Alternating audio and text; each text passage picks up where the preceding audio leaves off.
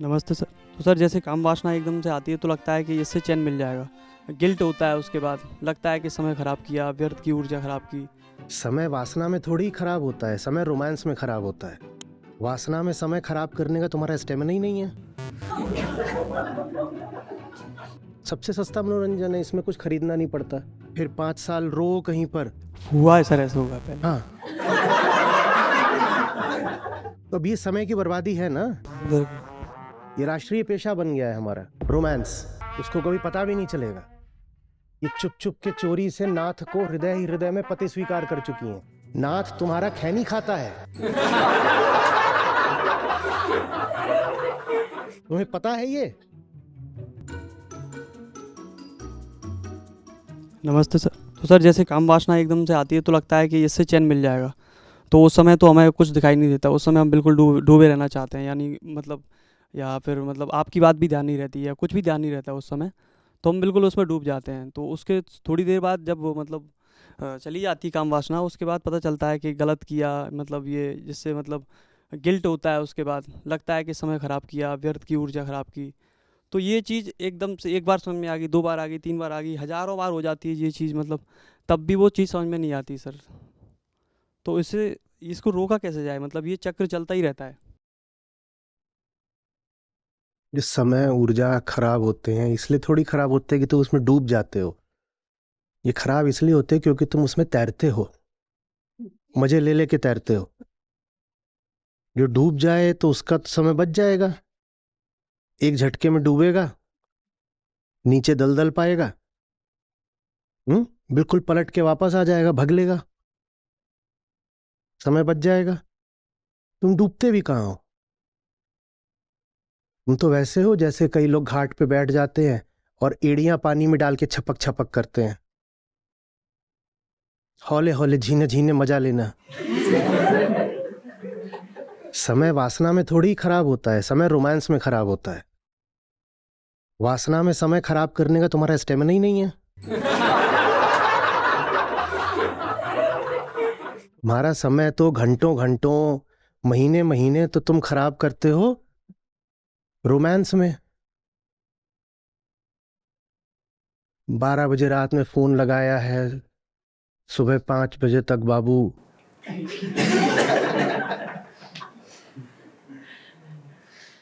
अच्छा, सो जाओ तो सोने के बाद की तस्वीरें भेजना।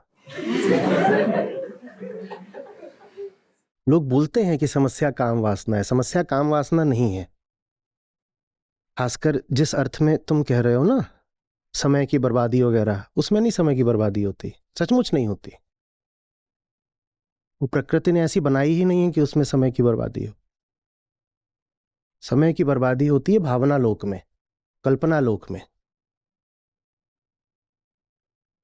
बैठे हुए हैं और आह,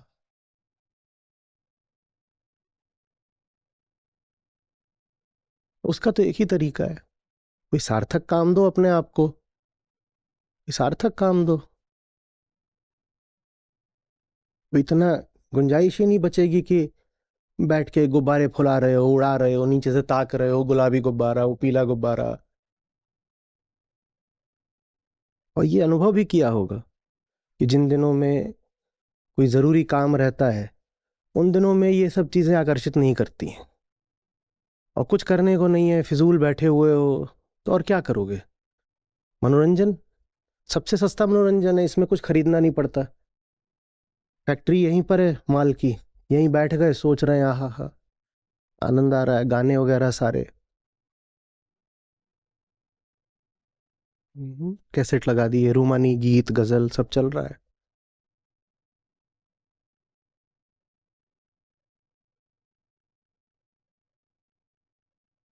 भारत में रोमांस ज्यादा है पश्चिम के मुकाबले।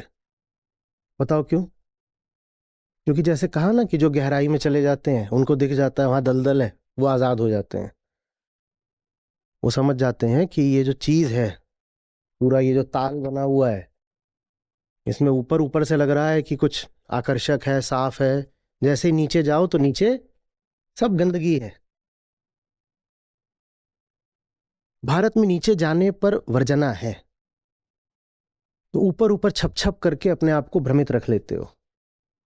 पश्चिम में वो तुरंत ही नीचे पहुंच जाते हैं, इसलिए रोमांस पर वहां अपेक्षाया कम समय बर्बाद होता है। यहां आप लड़की से बात करने से पहले 2.5 साल तक तो उसके बारे में सोचते हो।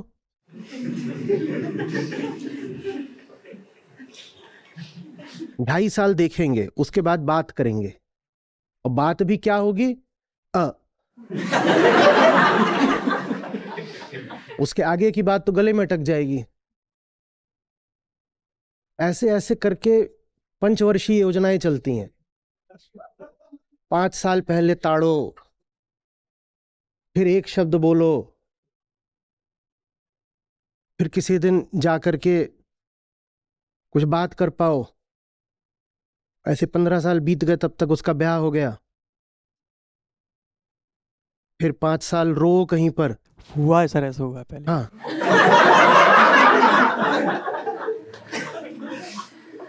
तो अब ये समय की बर्बादी है ना। बिल्कुल। ये राष्ट्रीय पेशा बन गया है हमारा, रोमांस, काल्पनिक, गुब्बारे। इससे अच्छा जाकर सीधे बात कर लो। वो भी तुम्हारे ही प्रजाति की, तुम्हारी ही उम्र की जीव है एक। इतना कुछ तुम्हें वहां खास या विशेष या आकर्षक मिलेगा ही नहीं कि फिर फंसे रहो।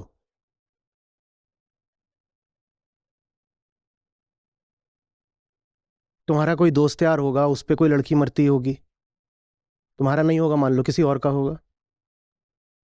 है है वो दोस्त है ना, एकदम एक नंबर का चिरकुट, और वो लड़की उस पे मरती है।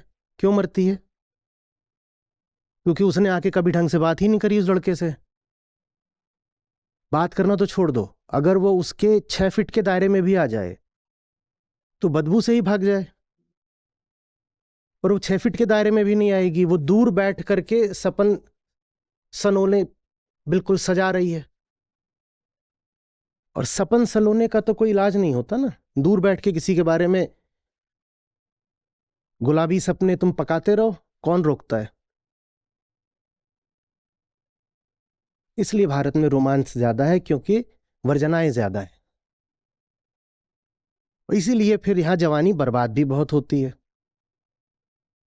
जितनी दुनिया की टॉप कहानियां हैं आशिकी की, आशिकी नहीं, असफल आशिकी, बर्बाद आशिकी, वो सब की सब कहां से हैं?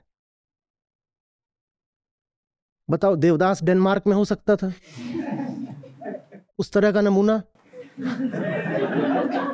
सिर्फ भारत में ही संभव है।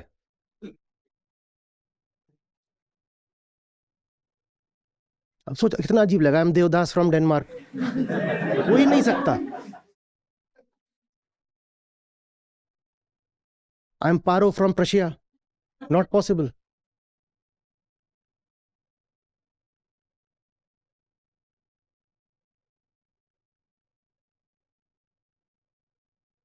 जिससे बहुत आकर्षण हो, उसके पास जाके परख लिया करो।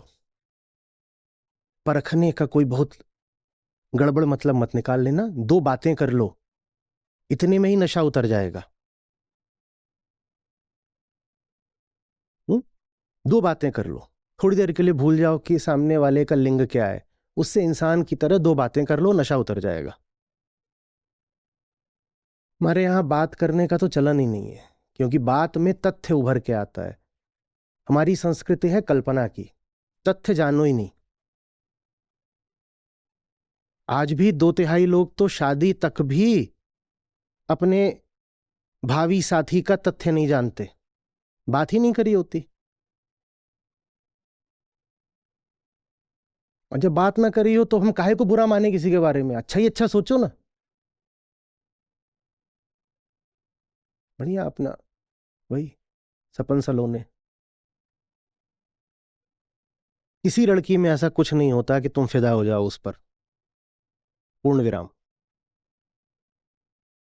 पूर्ण विराम। दुनिया में कोई लड़की आज तक ऐसी बनी ही नहीं है कि वो तुमको बड़ी शांति या तृप्ति दे देगी। कोई नहीं है। और न किसी लड़की के लिए कोई ऐसा लड़का बना है जो उसकी जिंदगी के केंद्र पर बैठ जाए और उसके हृदय को बिल्कुल भर दे। न ऐसी कोई लड़की है, न ऐसा कोई लड़का है। हाँ, ऐसी लड़कियां हैं, लड़के भी हैं, कल्पनाओं में हैं। उन्हीं कल्पनाओं में जीने की हमारी आदत बन गई है। भारत में आज भी रोमांस जिंदा है तो कहाँ जिंदा है? मेट्रोज में थोड़ी जिंदा है, छोटे शहरों और गांवों में जिंदा है। वहां 20 वर्षीय साधनाएं होती हैं।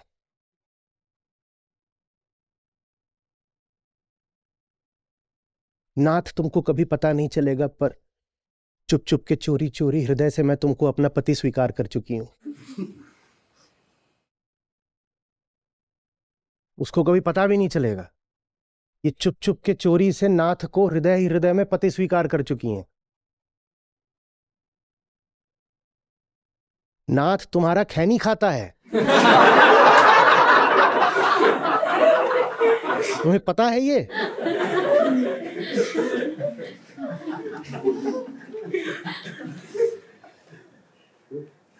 बस में पीछे लटक के जाता है। एक बार लटक के जा रहा था, पीछे से कुत्ते ने काटा है उसको। ये दृश्य देखा है तुमने कभी? सोचो, इनके नाथ प्राणेश्वर राज्य परिवहन में बस में पीछे लटके हुए हैं और खुजली वाला अधमरा कुत्ता उनके पिछवाड़े से लटका हुआ है। अब बताओ रोमांस कहां गया? भाई ये सब तुम्हें पता ही नहीं, क्योंकि तुम्हारे पास बस क्या है? तुम्हारी कल्पनाएं।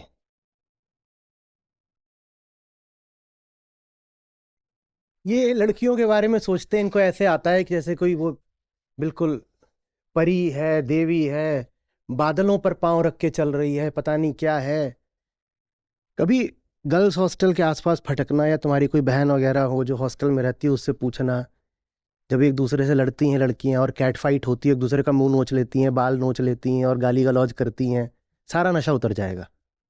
तो कहना ऐसा कोई वीडियो बना दो बस एक बार, ये दो लड़कियां एक दूसरे की माँ बहन कर रही हैं, जिंदगी भर के लिए रोमांस तो उतरे।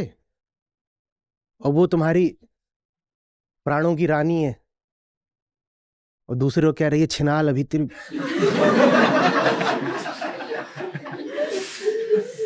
अब ऐसा तो नहीं है कि ये सब तुम्हें सुनने को नहीं मिलेगा, सुनने को मिलेगा, पर तब तक बहुत देर हो चुकी होगी। इससे बेहतर है कि पहले सुन लो। इतना बेवकूफ बनाना आसान होता है ना। मेरे साथ का एक था, वो जाया करता था LHMC, जो लेडी हार्डिंग मेडिकल कॉलेज है, वहां की एक लड़की, तो उससे डेटिंग चल रही है। उसको बोले कि मैं अभी, वो रात में पहुंचा, लेट क्यों हो गई?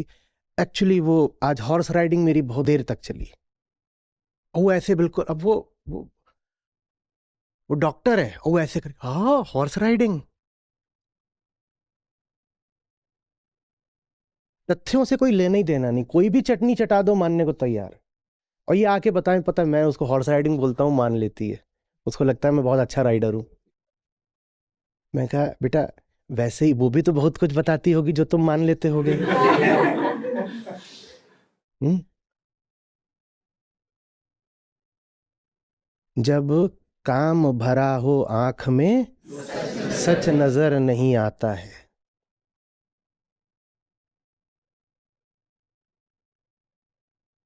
और जब नजर आता है, तब तक बहुत देर हो चुकी होती है। एक मुन्नू इधर, एक नुन्नू इधर, सर पे एलिमनी की तलवार, 498A। फिर काहे को रोओगे? वो सब आशिक ही थे जो फिर बाद में रोए कि अरे रे रे रे रे, ये तो डायन निकली। न वो परी थी, न वो डायन है। वो एक साधारण जीव है जिसको तुम्हारी काम से भरी हुई आंखें कभी परख ही नहीं पाई।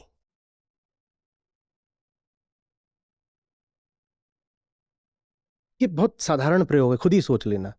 अपने बारे में तो सबको पता है ना, अपने बारे में तो गलत फहमी में बहुत नहीं हुए। सोचो तुम्हारे जैसा आदमी भी किसी के सपनों का राजा हो सकता है।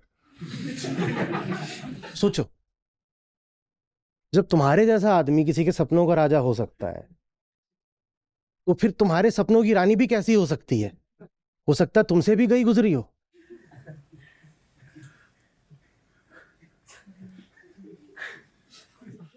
हमारे तो कोई साथ का होता था, उसकी गर्लफ्रेंड वगैरह आती थी, इतनी हंसी छूटती थी कि इसकी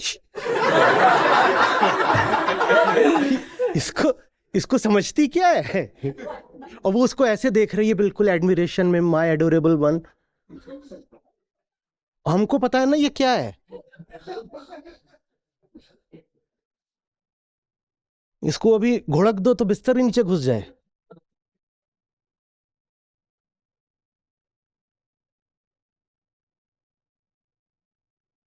नमस्ते आचार्य जी। मैं बिहार से हूँ। मेरा सवाल भोजपुरी फ़िल्म इंडस्ट्री से संबंधित है। बीते कई सालों से मैंने यह देखा है कि कोई भी कंटेंट ड्रिवन सिनेमा ये इंडस्ट्री ने नहीं दिया है। ज़्यादातर सिनेमा और संगीत में फुहरता होती है। वहीं अगर मैं बाकी रीजनल सिनेमा को देखूँ जैसे कि हिंदी हो गई, दक्षिण हो गया के सारे राज्य हो गए, मराठी, पंजाबी, हरियाणवी, इन सब में कुछ लोग ऐसे ज़रूर होते हैं जो कंटेंट ड्रिवन सिनेमा बनाते हैं। जैसे कि मराठी में एक आनंदी गोपाल करके एक मूवी है, मैंने देखी थी कुछ सालों पहले। और ऐसा नहीं है कि इन इंडस्ट्रीज़ में फूहड़ सिनेमा नहीं बनता है, वहाँ पर भी है, लेकिन वहाँ पर अच्छी मूवीज़ बनाने वाले लोग भी हैं। ऐसा क्यों होता है कि इतने गौरवशाली इतिहास वाले राज्य के पास पटकथा के तौर पर बस फुहड़ता है या कोई घिसी-पिटी कहानी है? देखो, सारी चीज तो इंसान के मन पर निर्भर करती है। एक बार आप किसी को भरोसा दिला दो कि जोड़ तोड़ से, जुगाड़ से नैया पार हो सकती है, कि आस्था, कामना, मान्यता, रूढ़ी, अंधविश्वास, ये सब चीजें जीवन में सुख ला सकती हैं, तो उसके बाद वो किसी आगे की चीज को चाहता ही नहीं। क्यों चाहे? हम्म? कल वो किसी से बात हो रही थी, किसी की बात पढ़ी मैंने, तो उन्होंने एक फिल्म है द स्टॉकर, तो वो मुझे रिकमेंड करी, सबको करी, कम्युनिटी पे आया था। अब वो जो फिल्म है वो किसी की आंतरिक पीड़ा का नतीजा है। मैं अभी तक देख नहीं पाया हूं, हालांकि उसका यूट्यूब लिंक आ गया है, मैंने रख लिया है। 3 घंटे की है उसको, जरा मैं बाप रे बाप, तो समय निकाल के देखूंगा।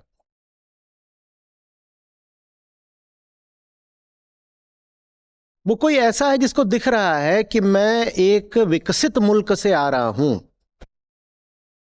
जो उसके निर्माता है उन्हें पता है वो एक विकसित मुल्क से आ रहे हैं, शिक्षा भी मिल गई है, पैसा वगैरह भी है, सुविधाएं हैं, लेकिन फिर भी बात बन नहीं रही है।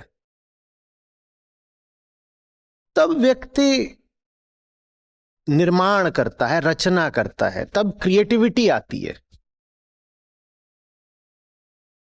जब उसको आगे की चाहत हो, और जब उसके पास ऐसे तरीके भी हों जो प्रदर्शित कर सकें कि जो उसके वर्तमान उपाय हैं वो निष्फल जाने वाले हैं। उदाहरण देता हूं, आप अगर सोचो, आप अगर एक किसी फिल्म के अगर निर्माता हो या निर्देशक हो, या आपने पटकथा लिखी है, तो आप एक ऐसी जगह से आ रहे हो जहां भौतिकवाद बहुत चलता है, ये पश्चिम में बनी फिल्म है, और भौतिक चीजें जो होती हैं वो सब मेजरेबल होती हैं, नापी जा सकती हैं ना। तो वहां आपको दिख जाता है कि मैंने ये चीज आजमाई तो इससे मुझे इतना मिला। आपको ये भी दिख जाता है दूसरी चीज से कितना मिला, तीसरी से कितना मिला, क्योंकि वहां मामला फैक्चुअल है। वहां मामला खाने जैसा है। आपको दिख जाता है आपने खाना खाया तो पेट फूल रहा है, तो एक सीमा के बाद आप खाना नहीं खा सकते, क्योंकि अब उससे लाभ होने की जगह हानि होनी शुरू हो गई। ये शुरू में कामना बहुत थी, लग रहा था इसमें से स्वाद भी मिलेगा, पोषण भी मिलेगा, तो जीभ एकदम लपलपा रही थी, पेट भी आग्रह कर रहा था, मन भी दौड़ रहा था खाओ खाओ खाओ। खाने के बाद लेकिन वो चीज चूंकि एकदम फैक्चुअल है, भौतिक है, तो पता चल जाता है कि इससे बात बन नहीं रही है, और बात बनाऊंगा तो और नुकसान हो जाएगा, पेट पहले ही फूल गया है। तो फिर वो आगे को निकलते हैं, वो कहते हैं माने जो भौतिक चीजें हैं उनसे बात बन नहीं रही तो आगे को निकलो, क्योंकि वो जिन भौतिक चीजों से अपनी उम्मीदें रखते हैं वो सब भौतिक चीजें हमने कहा मेजरेबल है, नापी जा सकती हैं, फैक्ट है वहां पर। समझ रहे हैं? जो व्यक्ति, मैं कहूं उदाहरण के लिए कि ये है, इसको पी के मेरा काम बन जाएगा, मैं कहूं कि ऐसे 10 चीजें मेरी जिंदगी में ला दो तो मेरा काम हो जाएगा, तो मेरा किसी तरह से डिसइल्यूजनमेंट हो पाएगा। ये संभव होगा कि मैं डिसअपॉइंट हो जाऊं, डिसइल्यूजनड हो जाऊं, वो घटना मेरी जिंदगी में घट सकती है। या मैं कहूं कि मेरे बहुत सारे रिश्ते होने चाहिए, 18 स्त्रियां मेरे जीवन में होनी चाहिए, एक आएगी, दूसरी आएगी, तीसरी आएगी, चौथी आएगी। अगर मैं बिल्कुल ही विक्षिप्त नहीं हूं तो एक बिंदु पर आकर मुझे दिख जाएगा कि ऐसे तो बात नहीं बननी है। ठीक है? तो इसलिए फिर पश्चिम आगे की ओर जा पाता है। जो आपने कहा ना कि वहां भी कचड़ा पिक्चरें बनती हैं, लेकिन वहां कचड़ा पिक्चरों के अलावा कुछ अच्छा भी बन जाता है, पश्चिम में भी बन जाता है, और भारत में भी आपने मराठी, बंगाली इत्यादि सिनेमा की बात करी, वहां भी बन जाता है। बिल्कुल। लेकिन जो हमारी काउ बेल्ट है, जो हिंदी हार्टलैंड है हमारा, इसकी खासियत है कुछ ऐसी जो इसे पश्चिम से तो क्या, भारत के भी दक्षिण से और बंगाल से बहुत भिन्न बनाती है। हमारा जो हिंदी हार्टलैंड है, जिसमें आपका पूरा मिथिला का, भोजपुर का क्षेत्र आता है, मैंने बिहार आता है, उसमें आपका पूरी उत्तर प्रदेश भी मैं जोड़े लेता हूं, बल्कि उत्तर प्रदेश पूरा ही जोड़ लीजिए, राजस्थान भी जोड़ लीजिए, मध्य प्रदेश भी जोड़ लीजिए, सब कुछ। इसमें कुछ बहुत ही अद्भुत बात है, यूनिक, बिल्कुल अद्वितीय। वो बात यह है कि कामना हमें भी उतनी ही है जितनी दक्षिण भारत वालों को या जितनी पश्चिम वालों को।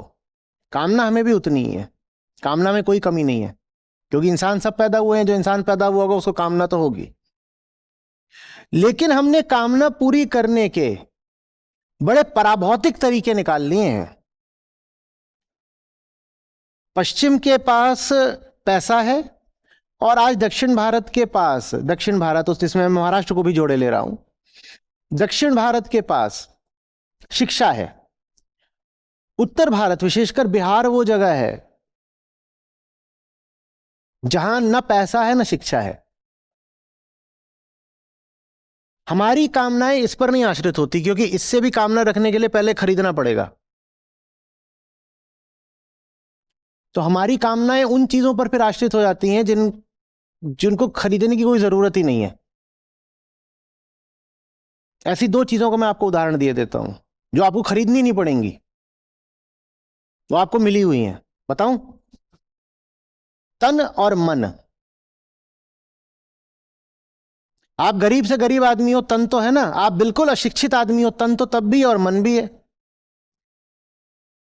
तो हम अपनी कामनाएं पूरी करने के लिए तन का इस्तेमाल करते हैं। तो आबादी का विस्फोट देख लो। जिसके पास पैसा हो, शिक्षा हो, वो अपनी कामनाएं पूरी करने के लिए, उसको भीतर बेचैनी लग भी रही है, तो वो कोई दुनिया में निकल करके थोड़ा ढंग का काम कर सकता है। वो ये भी कर सकता है कि मैं जा रहा हूं, मैं ट्रेकिंग करूंगा, मैं दूसरा देश घूमूंगा, कुछ भी कह सकता है, मैं किताब पढ़ूंगा, कुछ भी। पर जो एकदम गरीब है वो अपने तन का इस्तेमाल करता है अपनी कामना को पूरी करने के लिए। तो तन का इस्तेमाल करने में तो होता है खूब खाएगा, गजब का वो जायकेदार भोजन बनाएगा, भोजन ही भोजन की बात दिन भर करेगा।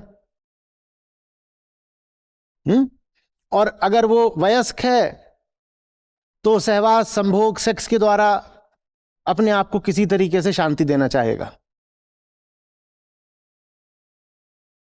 अब जब ये आपकी जिंदगी बन जाएगी तो आपकी फिल्मों में भी तो यही दिखाई देगा ना, हवस और हिंसा।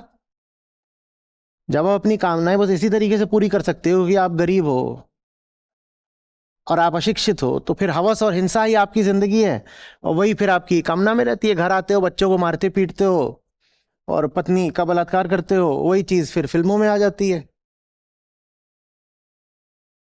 और दूसरा मैंने कहा, जो चीज मुफ्त मिलती है वो है मन। आप कितने भी गरीब हो, शिक्षित हो, मन तो है ना। वो जो मन है वो हमारी कामनाएं पूरी करने के लिए कल्पनाएं देता है। मन को कल्पना करने का तो कोई पैसा नहीं लगता, कि लगता है? तो मन कल्पनाएं क्या करता है कि वो आकाश में वो फलाना बैठा हुआ है और मैं उससे ऐसी ऐसी इस तरीके से मन्नत मांगूंगा तो पूरी हो जाएगी। अभी नेपाल में ये गढ़ी माई वाला उत्सव जो है वो चल ही रहा है, इन्हीं दिनों होता है, 6, 7, 8, 9 इन्हीं दिनों में है, दिसंबर में है नेपाल में। और वहां लाखों पशुओं की, पक्षियों की बलि होती है। वो सब पशु पक्षी बिहार से जाते हैं क्योंकि मामला सस्ता है। कबूतर ही तो काटना है, मुर्गा ही तो काटना है, काट दो, कामना पूरी हो जाएगी। इतनी सस्ती बात है कि तुम भैंसा काट दोगे तो कामना पूरी हो जाएगी।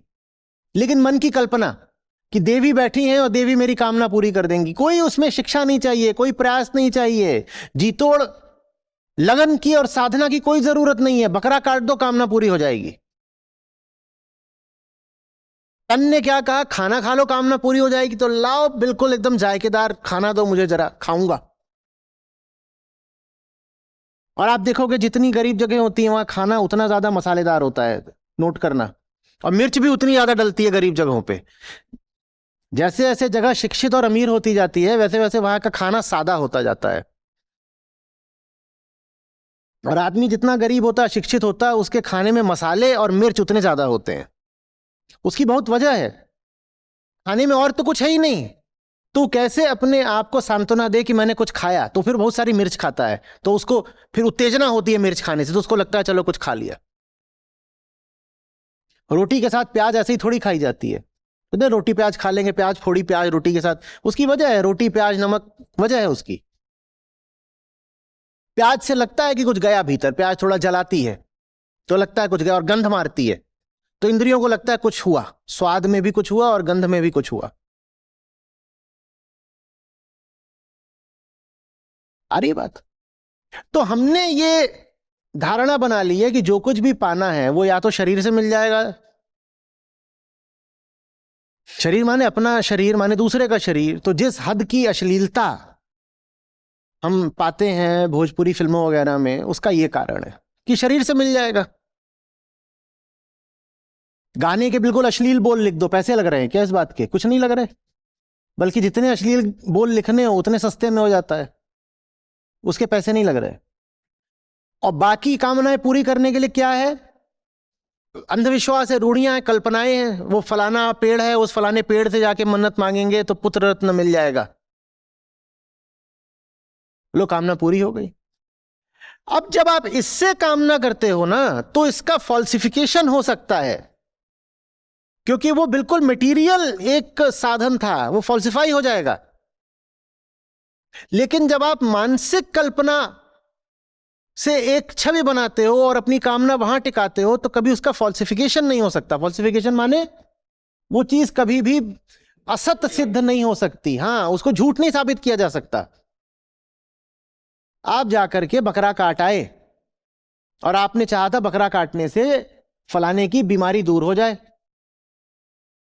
घर में कोई था, आपका इलाज कराने का तो पैसा है नहीं, तो उसने, आपने कहा मैं मंदिर में जाके बकरा काट देता हूं, उससे उसकी बीमारी दूर हो जाएगी। गढ़ी माई दुनिया का सबसे बड़ा पशु हत्या का आयोजन होता है।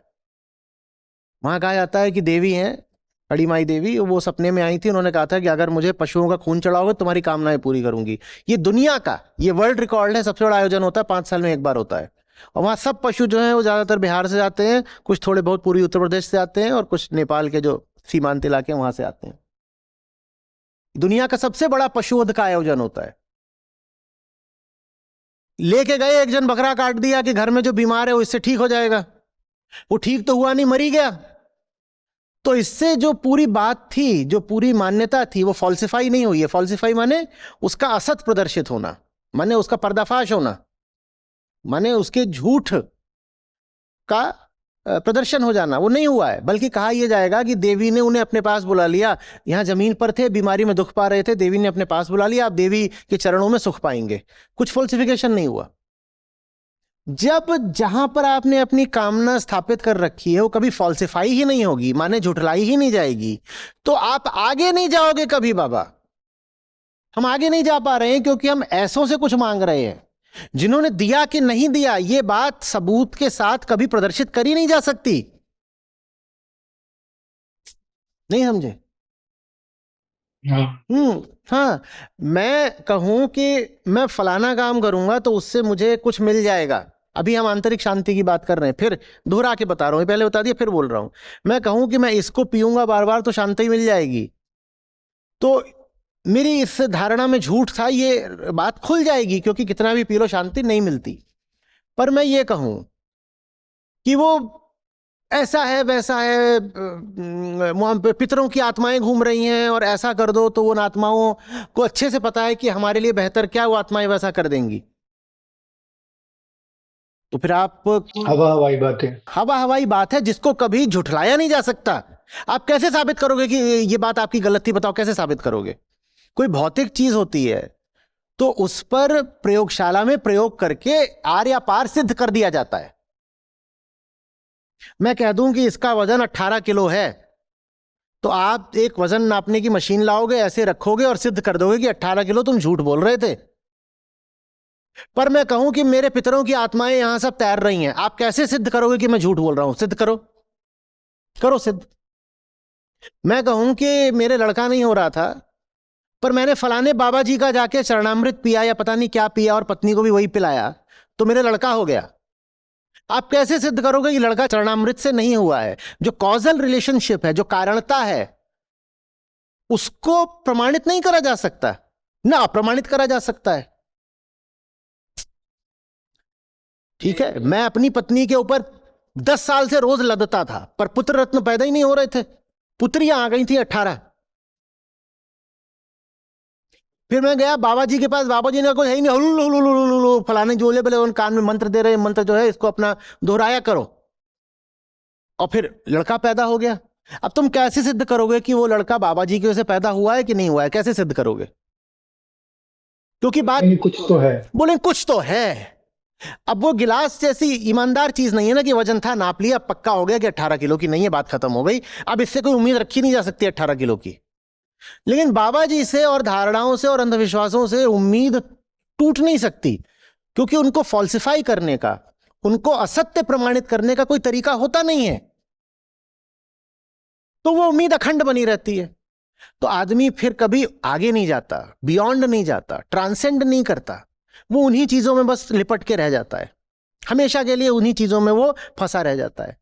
आगे बढ़ने के लिए, अब ये सूत्र है, इसको समझ लीजिए, जीवन में आगे बढ़ने के लिए पीछे की उम्मीद का टूटना बहुत जरूरी है।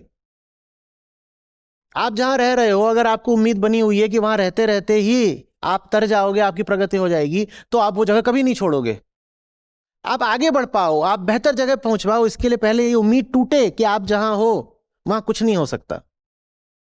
लेकिन अगर वो उम्मीद आपने किसी इंटेंजिबल चीज पर डाल दी है, हवा में तैर रही है, मेरी ऐसी धारणा है, हमारे यहां ऐसा माना जाता है, ऐसी ये है वो, आपने इंटेंजिबल चीज पर डाल दी है, तो उम्मीद कभी टूटेगी नहीं। जब उम्मीद कभी टूटेगी नहीं पूरी तरह से, तो आप कभी आगे बढ़ोगे नहीं। ये सब शिक्षा के अभाव से हो रहा है, और कोई बात नहीं है। भारत में सबसे कम साक्षरता दर अगर कहीं पर है तो हमारे इन्हीं राज्यों में है, और जिनको हम वहां साक्षर बोलते भी हैं वो ज्यादातर नकली साक्षर हैं। जिस दिन सचमुच ही साक्षर होने लग गए हमारे यूपी बिहार, उस दिन भारत का और पूरी दुनिया का नक्शा बदल जाएगा।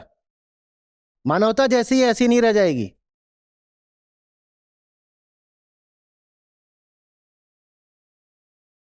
समझ में आ रही है बात? जी। डिसअपॉइंटमेंट, फुल डिसअपॉइंटमेंट हमें कभी होता नहीं है। इसमें फुल डिसअपॉइंटमेंट हम अफोर्ड कर लेते हैं। थोड़ा इंग्लिश बोल रहा हूं, पता नहीं लोग समझ कारणता वगैरह समझ रहे हैं कि नहीं। इसमें फुल डिसअपॉइंटमेंट हम अफोर्ड कर लेते हैं क्योंकि इसमें कोई इमोशनल इन्वेस्टमेंट नहीं है ना। लग रहा था, किसी ने कहा 18 किलो का, हमने नापा 18 किलो का, निकला नहीं, तो हम कहते हैं नहीं 18 किलो का, इससे उम्मीद छोड़ दो, क्योंकि इससे कोई नाता नहीं था, इससे हमारे कोई धार्मिक संस्कार नहीं जुड़े हुए थे, तो हम क्या देते हैं, इसको छोड़ दो। लेकिन जिन चीजों के साथ आपने भावना जोड़ दी और कह दिया कि संस्कृति है और गौरव है, वो सब जोड़ दिया, वहां पर पहली बात तो साबित हो नहीं सकता कि वो चीज नकली है, और दूसरी बात साबित हो भी जाए तो आपका जो झूठा भ्रम है, गौरव है, अहंकार है, वो आपको उन चीजों को छोड़ने नहीं देता। जब छोड़ने नहीं देता तो आप उन्हीं में फंसे रह जाते हो, जब फंसे रह जाते हो तो कभी आगे बढ़ नहीं पाते। तो फिर जो समाज में हो रहा है वही फिल्मों में दिखाई देता है, जो समाज में हो रहा है फिल्मों में दिखाई देता है। फिल्म कोई समाज से अलग थोड़ी हो सकती है। समाज ही बहुत टुच्ची चीजों में जब फंसा हुआ है तो फिल्मों में भी वही टुच्चाई दिखाई देती है।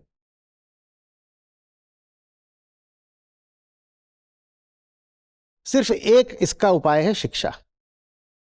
शिक्षा, और शिक्षा के लिए कभी भी शिक्षा मंत्री पर, शिक्षा विभाग पर आश्रित मत रह जाइएगा, क्योंकि अगर जनमानस, इलेक्टोरेट शिक्षित हो गया तो फिर इन नेताओं का क्या होगा। बहुत सारी पार्टियां हैं, वो तो चल ही सिर्फ तब तक सकती हैं जब तक कि वोटर अशिक्षित है, तो वो तो और कोशिश करती हैं कि शिक्षा फैलने ना पाए, क्योंकि अगर थोड़ा सा भी शिक्षित और समझदार हो गया वोटर, तो उन पार्टियों ने जो झूठ और प्रोपेगेंडा और फालतू प्रचार कर रखा है और तमाम तरह की साजिशें, उनको उठा के लात मार के फेंक देगा बाहर। शिक्षा की जरूरत है। और शिक्षा से आशय मेरा ये तो है ही कि आपको समाज शास्त्र का पता हो, आपको भूगोल का पता हो, इतिहास का पता हो, गणित का पता हो, लॉजिक का, तर्क का बहुत जरूरी है पता हो, और अपना भी पता हो। आंतरिक शिक्षा माने अध्यात्म, ये जब आता है तो आदमी फिर आगे को बढ़ता है। ये आता है तो फिर इसकी इसकी आहट, इसके आगमन की गूंज आपकी कलाओं में दिखाई देती है, जिसमें फिल्में भी शामिल है, जिसमें साहित्य भी शामिल है।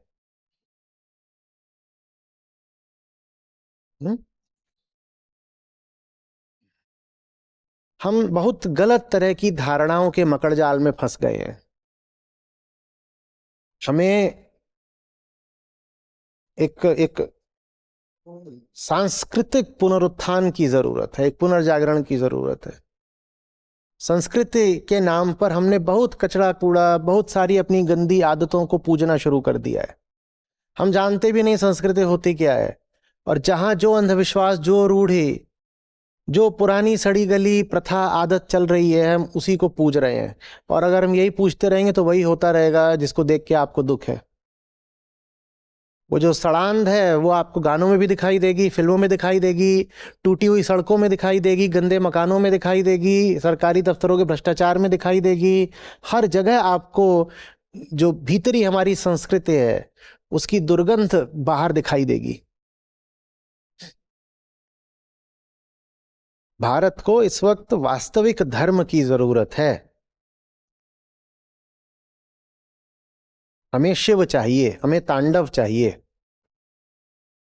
भारत के पास बहुत सारा सड़ा पुराना कचड़ा कूड़ा इकट्ठा हो गया है, हमें सफाई की जरूरत है। आज भारत में धर्म का मतलब ही होना चाहिए शिवत्व।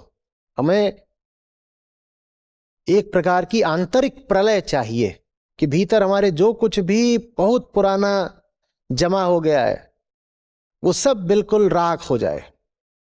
तांडव चाहिए भीतर।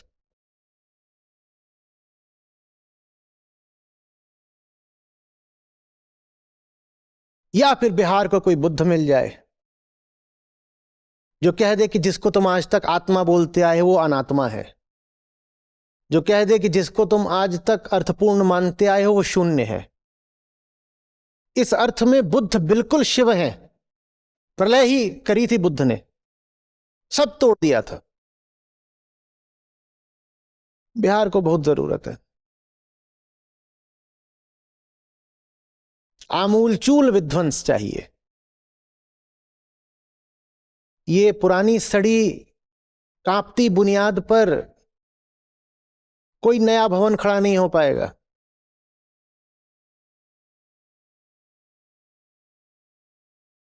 बुनियाद में ही डायनामाइट लगाना पड़ेगा। भीतर महादेव से आग्रह करिए। नमस्कार, मेरा नाम अमन है। मैं गीता सेशन से 4 महीने से जुड़ा हुआ हूँ। मैं पेशे से एक सॉफ्टवेयर डेवलपर हूँ। गीता सेशन में आने के बाद जो सबसे इम्पोर्टेंट चीज़ मुझे सीखने को मिली कि अपनी बात को कैसे बोला जाता है। जैसे आचार्य जी को अगर यूट्यूब पे सुनते हैं हम, तो कुछ लिमिटेड ही चीज़ें होती हैं जो हमें पता चल पाती है। जब गीता सेशन में आचार्य जी श्लोक बाय श्लोक जाते हैं, हर श्लोक की व्याख्या करते हैं, तो पता चलता है कि किस तरीके से किसी सामने वाले पर्सन को कौन से शब्द यूज करके समझाया जा सकता है। सही तरीके से बात करना, एक प्रॉपर साइंटिफिक वे में बात करना, ये चीज़ पहली चीज़ जो मैंने गीता सेशन के माध्यम से सीखी। सेकंड चीज़ जो मुझे गीता सेशन से जोड़े रखती है, वो एक चीज़ ये भी है कि यहाँ पर साइलेंस की वैल्यू दी जाती है। आचार्य जी जैसे खुद कहते हैं कि जो सच है वो गहरे ध्यान में मौन हो जाता है। तो ये यही एक ऐसा प्लेस मिला मुझे जहाँ पर साइलेंस की भी वैल्यू दी जाती है। मेरा तरफ से मैसेज यही रहेगा, सत्रों को सुनते रहें। Thank you.